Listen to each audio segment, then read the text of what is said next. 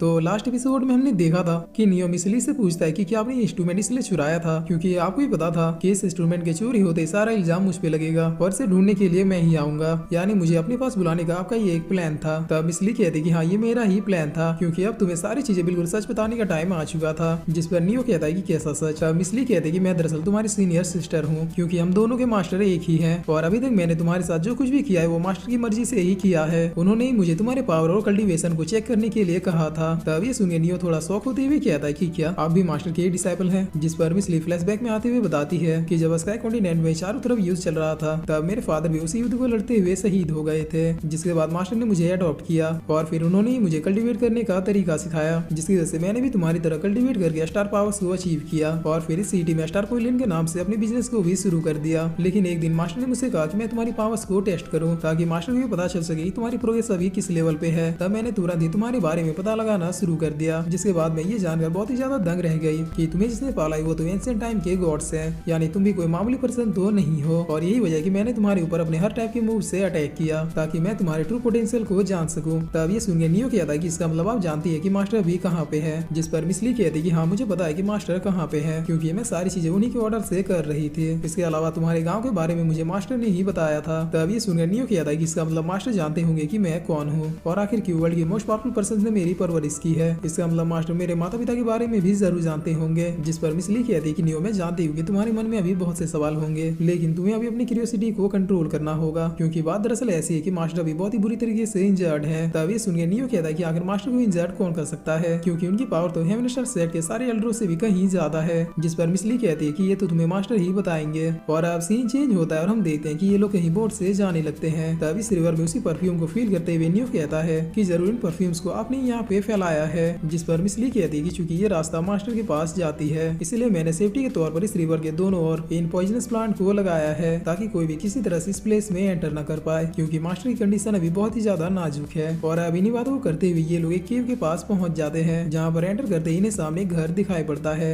जिस पर मिसली आवाज देते हुए कहती है कि मास्टर हम लोग आ गए। तब मास्टर भी बहुत ही इंजर्ड कंडीशन में हाउस से बाहर निकलते हैं, जिन्हें देखते ही नियो कहता है कि मास्टर ये आपको क्या हो गया। और फिर नियो मास्टर के सामने झुकते हुए कहता है कि आखिर आपने मुझे ये क्यों नहीं बताया कि आप बहुत ही ज्यादा इंजर्ड है। अब आप सिर्फ नाम बताइए कि आपको किसने इंजर्ड किया, मैं उसे नहीं छोड़ूंगा। तब मास्टर कहता है कि नियो अभी उसकी कोई भी जरूरत नहीं है, समय आने पर खुद ब खुद उन लोगों से तुम्हारा सामना होगा। लेकिन अभी के लिए मुझे इस बात की बेहद खुशी है कि तुम्हारा प्रोग्रेस मेरी एक्सपेक्टेशन से भी ज्यादा फास्ट है। इसके अलावा ये मुझे कुछ दिनों पहले ही पता चला कि तुम्हारे पास एक एंशिएंट गॉड बॉडी है जिसकी वजह से तुमने इतनी जल्दी 3 मास्टर सोल को अवेक कर लिया है। और ये वाकई में मेरे साथ साथ तुम्हारे गांव वालों के लिए काफी ज्यादा प्राउड की बात है। जिस पर नियो कहता है कि मास्टर दरअसल मैं भी अपने गांव वालों के बारे में जानना चाहता हूँ। इसके अलावा मैं कौन हूँ और मेरी ओरिजिन क्या है ये भी जानना चाहता हूँ। तब मास्टर कहता है कि नियो मुझे बताइए कि अभी तुम्हारे दिमाग में क्या चल रहा है, तुम इस बात से परेशान हो कि आखिर क्यों एंशिएंट टाइम के गॉड्स ने तुम्हें पाला है। और फिर मास्टर नियो से कहता है कि दरअसल तुम्हारी जो ग्रैनी है जो कि रियलिटी में इस वर्ल्ड की फर्स्ट फीमेल एम्परर मोनिसांग है वो एक्चुअली मेरी वाइफ भी है। और फिर मास्टर फ्लैशबैक में जाते हुए बताते हैं कि हम 10 पावरफुल लोगों का एक ग्रुप था जिसमें मैं, तुम्हारी ग्रैनी और तुम्हारे गांव के बाकी लोग इंक्लूड थे। हम सारे लोग मिलकर अर्थ और हेवन के खतरों से दुनिया को बचाते थे।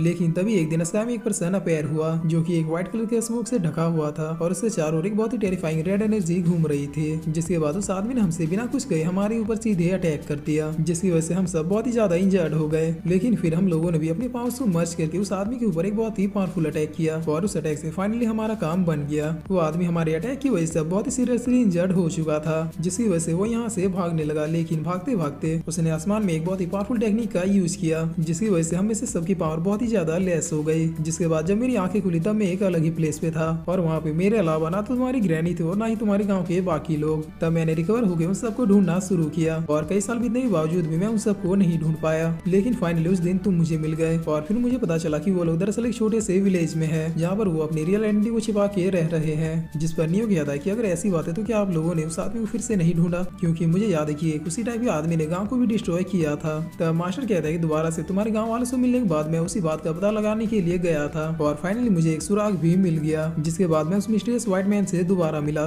और फिर उसी फाइट में फिर से बहुत ही ज्यादा इंजर्ड हो गया क्योंकि वो आदमी मेरे एक्सपेक्टेशन से भी बियॉन्ड पावरफुल था। तब नियो कहता है कि मास्टर क्या आप मुझे उस मिस्टीरियस व्हाइट आदमी के बारे में बता सकते हैं। और फिर इसी के साथ ये एपिसोड यहीं पे खत्म होता है।